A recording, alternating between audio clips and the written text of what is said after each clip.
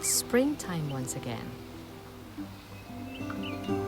What an exciting time for succulent hobbies because it means it is time to start enjoying succulents outdoors. Spring is also the season where most of our succulent plants come back to life and many of them bloom.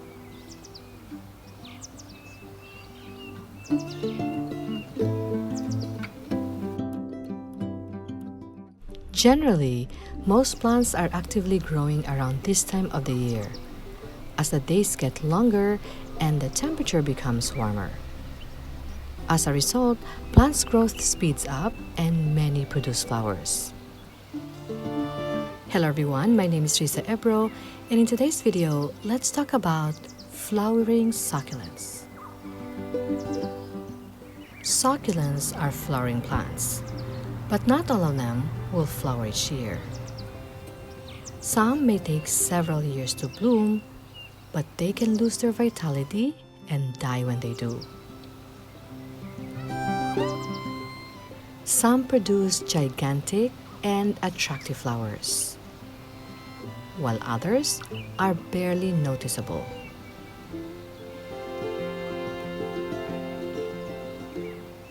Some succulent flowers stink, while some smell like cinnamon. Some have flowers that can last for several weeks, but some may last only for a day or two.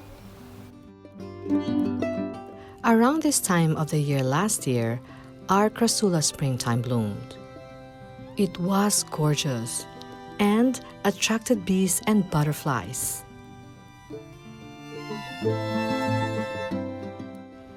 If CRASSULA springtime attracts bees and butterflies, some succulent flowers attract pests like aphids and mealybugs. ECHEVERIA flowers are known for that. Some flowers even attract flies, like this Plea here that mimics the smell of a rotten animal to attract flies for pollination. But do you know that some of these succulent flowers are resistant to pests? Like these gorgeous flowers of KALANCHOE here. It is because these plants are toxic, and their flowers are several times more toxic. So if this is toxic to humans and animals, it is toxic for pests too.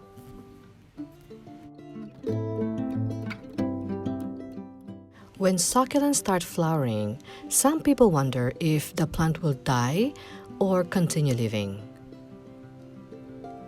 Monocarpic succulents die after blooming, while polycarpic succulents may flower several times over and continue living.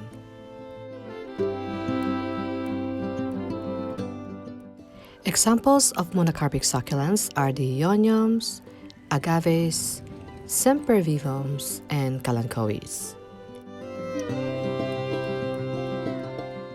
The flowers of succulents can give you an idea if the plant will die after blooming.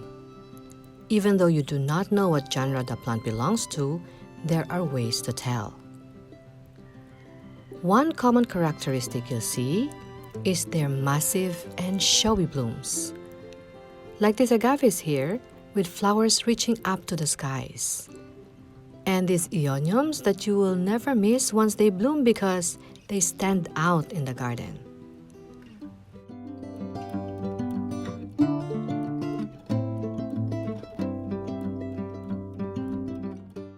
Another way to tell is by how their flowers grow. Often, they emerge from the center and the plant elongates with the flowers losing their compactness. Usually, before these monocarpic plants bloom, they produce sprouts to save their rays. And if you trim the flowers before they are entirely open, it can encourage more sprouts. So if you want to propagate more, cutting the flowers before they are completely spent is a good idea. Because instead of the plant focusing its energy on maintaining the flowers and seeds, it will divert its resources to producing more sprouts instead.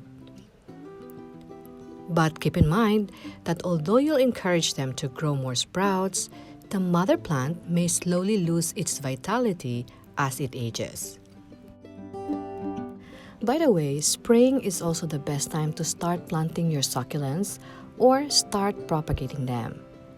And if you want to start growing them from cuttings, visit our website www.chopstickandsucculents.com. And if you live outside the US, especially if you are in the Philippines and are interested to get the succulent tweezers, the gardening scissors, and Water Me Next Week book, send me a direct message. I will leave my contact details in the description below.